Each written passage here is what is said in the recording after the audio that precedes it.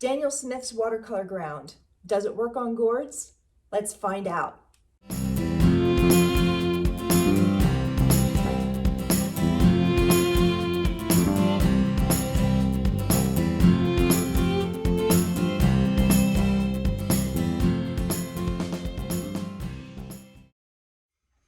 Okay, to start off, I am not being paid by Daniel Smith.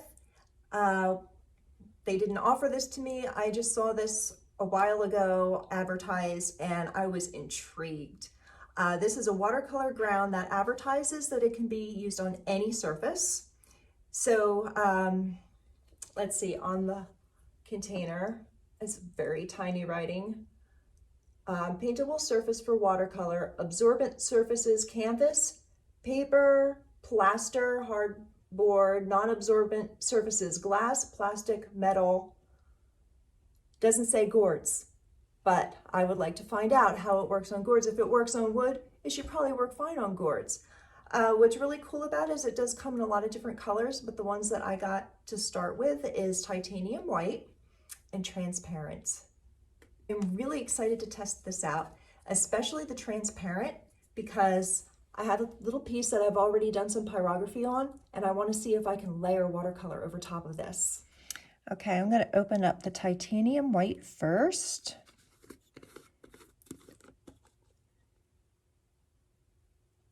Okay, and this is the first time I'm using this. I've never opened these before.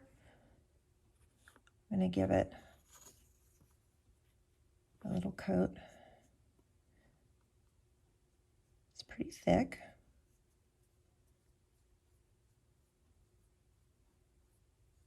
And I don't know if this is going to need more than one coat.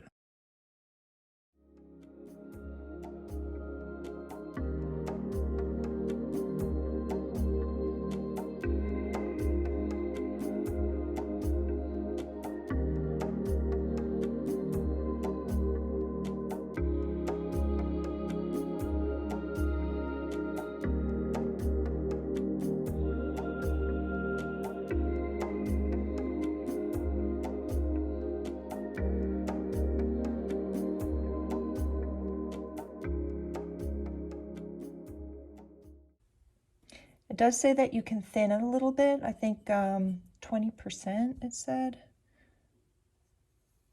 But I'm not sure how thick it's supposed to be. So I'm just going to do what I think looks good. And try to get it kind of smooth. Okay. There's that one. Okay, here's the container, and it says can be thinned up to 10% with water, and wash brushes immediately. Do not apply heat to speed drying time. It says allow 24 to 48 hours to cure before applying watercolor or acrylics. Okay, so we can do that. So here's the transparent.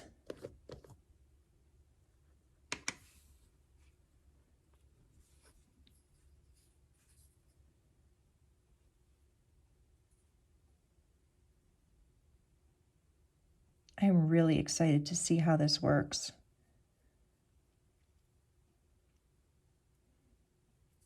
It's really going to be a game changer if it does. Oh boy. Try not to get too excited though. You just never know.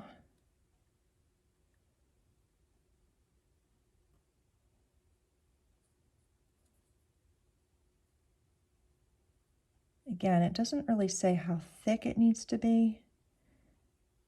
So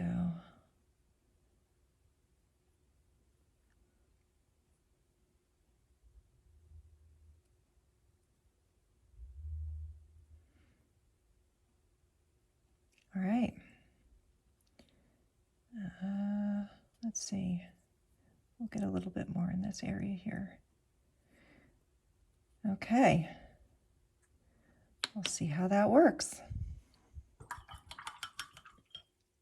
Okay, so as the instructions say, let it sit for 24 to 48 hours. So I'm just gonna let these sit and dry and then I'll be back. Hello, I am back, And these actually dried for a little more than a week because I had a lot of other things going on. But I am ready to test these out now. And I wanted to let you know too that after about 24 hours, I thought they looked a little streaky and I gave them an extra coat. So there are 2 coats of the watercolor ground of each one on these pieces, and they are ready to go. So let's go check it out. Okay, here we go. Now, also the other thing I wanted to mention is when I gave this a second coat, I went in the opposite direction. So I don't know if you can see this, but you can see my brush strokes going this way, and underneath, you can see it here a little bit. There are brush strokes going the other way. So it does kind of give a little watercolor paper simulation. I don't know how well you can see that. I haven't actually watercolored in quite a while, so this will be fun. And I don't have much of a plan, but I am going to just see how it reacts on here. And I'll try a little wet on wet, see how that works and how it absorbs.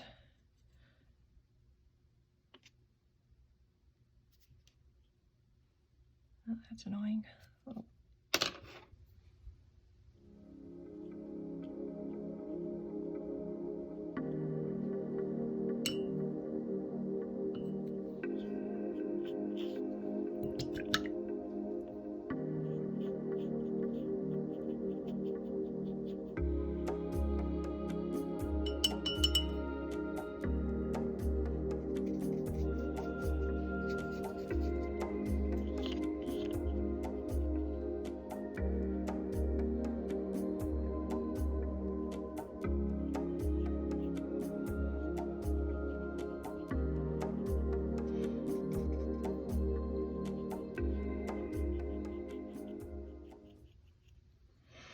Well, this is really, really cool.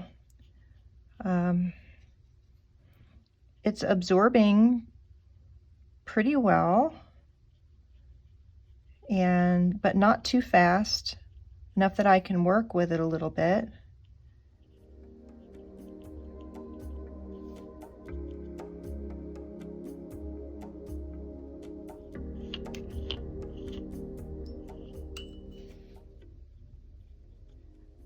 I can go back in with some extra water and blend it.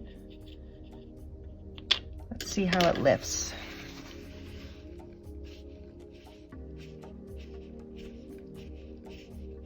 It lifts very nicely too. I'm going to go back in with the yellow.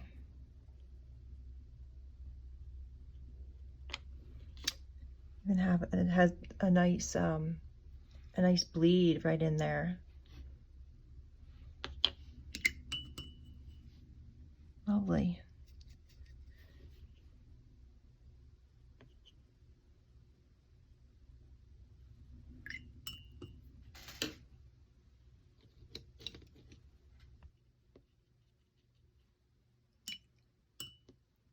Well, I'm definitely liking this.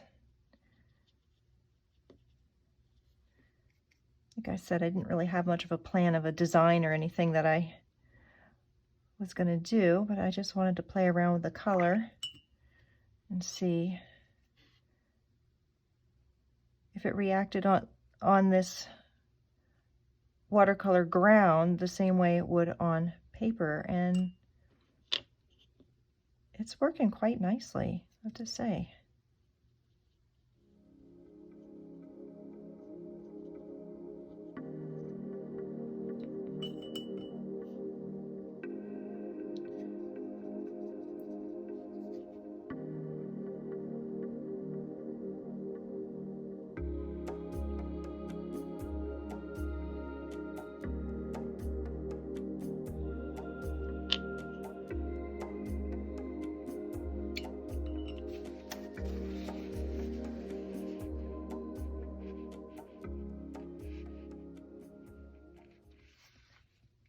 let that dry a little bit and then come back to it and see how well it layers after it's dry. And in the meantime, I'm going to work on this one.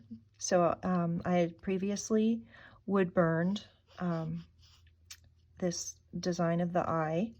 It's an iguana eye, and used the transparent watercolor ground over it.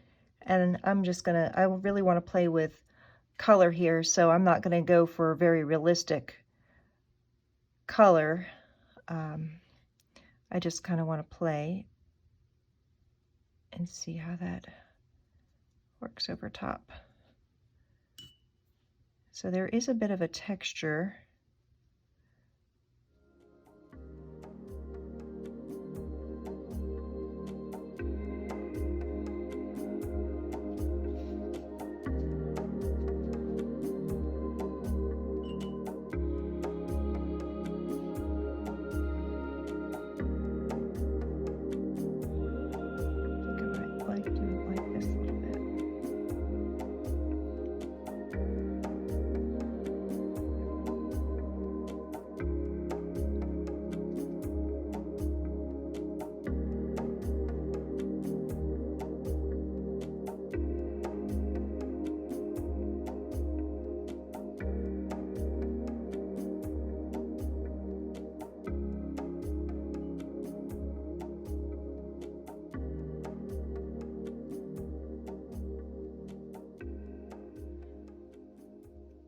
So this section over here I'm not too thrilled with because of this texture. I'm going to see if I can lift that.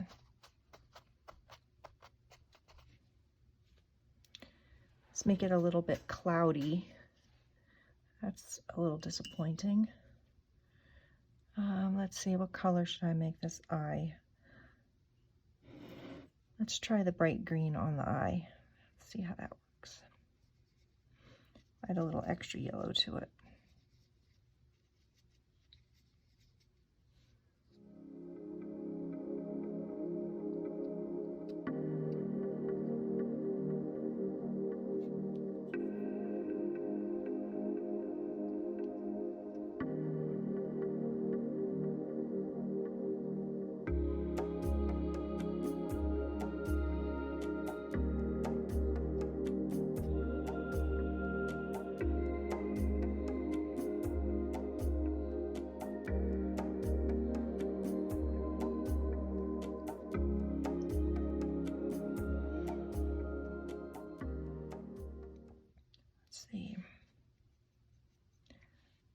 Do another green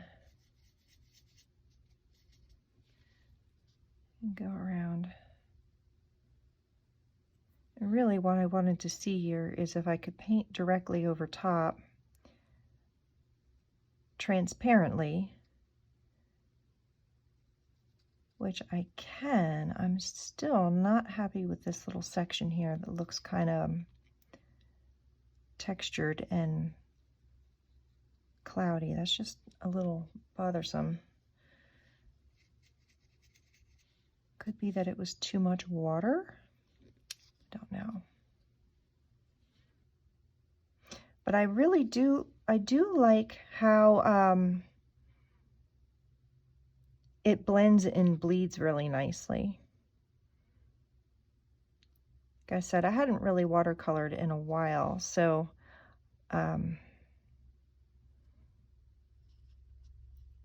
and usually I wouldn't be watercoloring over burning, so this is all new. You're watching me doing something that I wouldn't normally do, so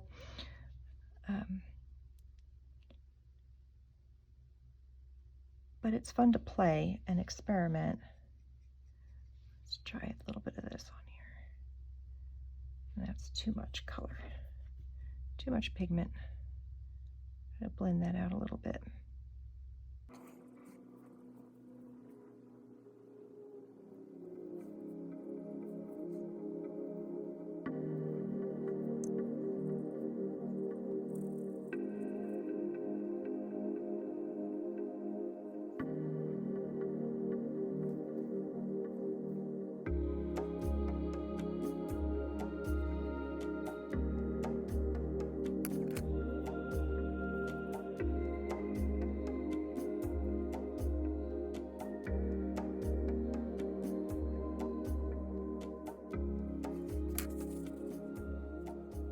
So here's something I want to see is how easily does it lift?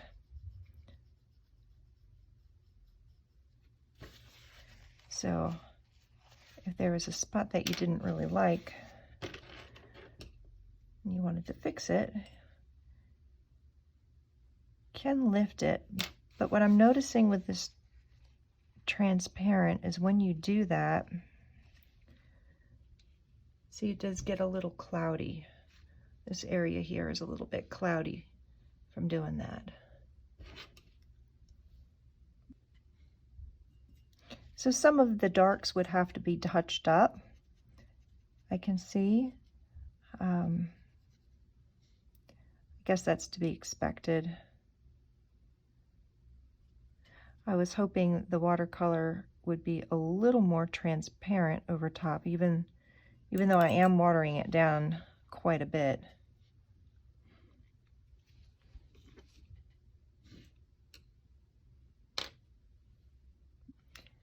Now my first one had a little chance to dry, so I'm just going to go in here with some more watercolor and see how it reacts, if it lifts that at all.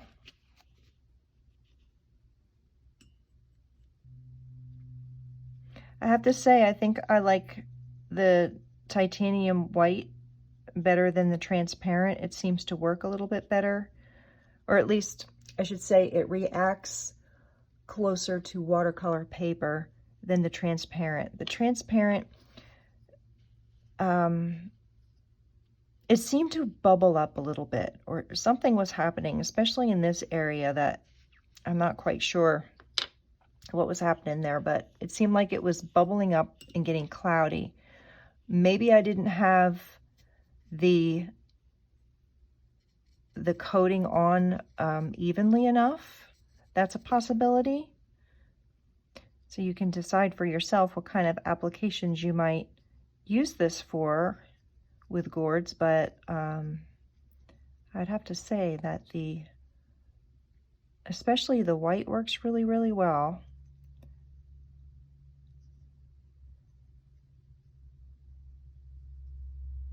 I can blend, I can lift, I can get the controlled bleeds. Yeah, I'll show you.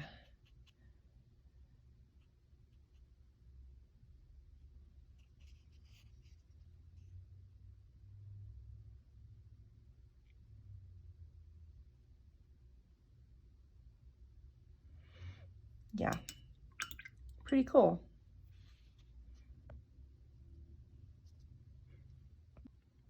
Okay, and now I'm back to this one, and I'm going to try to drop some yellow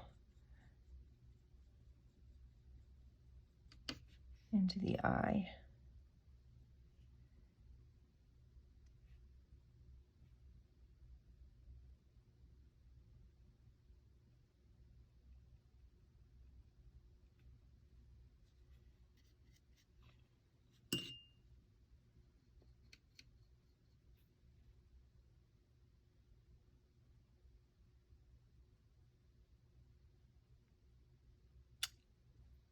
So obviously I'm losing all my detail here, so let's just see how I can pull some of that off.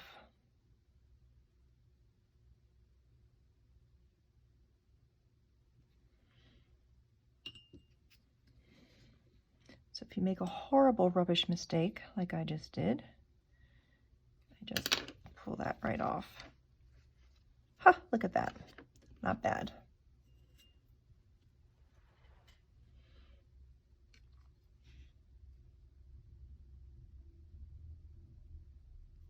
But you see this, here's what I don't like. Can you see that cloudiness right in there? Right in there. That wasn't there before until I added the water.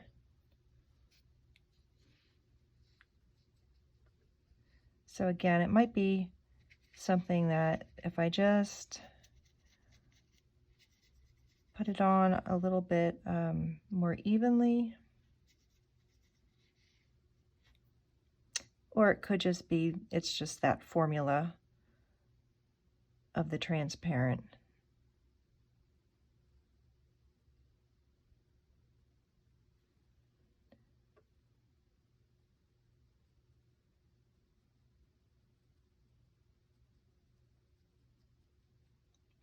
But to get the subtleties to still show up of the pyrography underneath, I really need the watercolor to be nice and transparent, which means adding water. So if I'm adding more water, but the more water is causing that to bubble up, then that's not really going to be the best choice.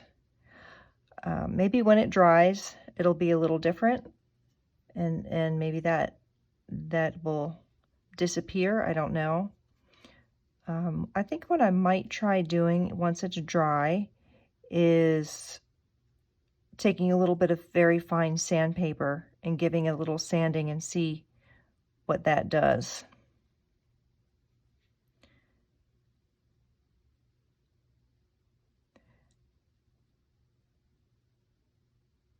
See here, it's not, doesn't seem to be covering as well.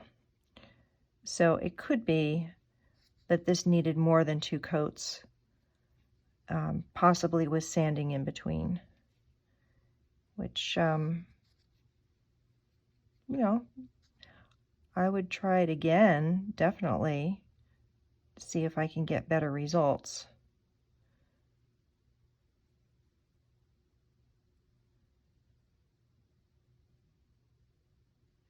So it's not too bad. It's not exactly what I was hoping for, but it does work. It definitely does work. Watercoloring on a gourd, generally the gourd surface is too slick and the watercolor doesn't really stay. It just kind of, you could just move it around. So it does give it a little bit of absorbency, but definitely the white, the titanium white replicated watercolor paper much more closely than the transparent. But the transparent does work. Again, I think maybe sanding it a little smoother and putting maybe more coats perhaps would yield better results. So there you have it. Give it a try and see if you like it. It does open up some possibilities, being able to use watercolors on gourds. Just one more medium that you can do on gourds, which is pretty cool, I think. Well, there you have it. I would definitely try using this again. Like I said, I would probably try giving this a little bit of sanding and see if that helps. Actually, as it's drying, I'm seeing some of the streakiness go down a little bit. So, you know, I think it just requires a little bit more playing around and experimentation. And with gourd art, that's pretty much what we do a lot of the time. It's still one of those crafts where we're always looking for new things to do on a gourd, and we see some kind of medium and we go, oh, I wonder if that'll work on a gourd. That's kind of how we're wired, I guess. Well, I hope you enjoyed this video, and that here's one more thing that you can try on a gourd. So I will leave a note in the description below of what exactly I was using today. And yeah, I would say definitely give it a try. If you like the look of watercolor and you like working with watercolors and you are frustrated with trying watercoloring on a gourd, definitely give it a try. It does work. I'll have to say it definitely does work. The transparent, still not too sure of. I think a little bit more experimentation is necessary for that, but it definitely opens up some possibilities of some interesting effects that you can get with it. So if you liked this video, please give me a thumbs up, subscribe if you'd like to see some more. So that's about it for today. And thank you for joining me. I hope you have a gourd day.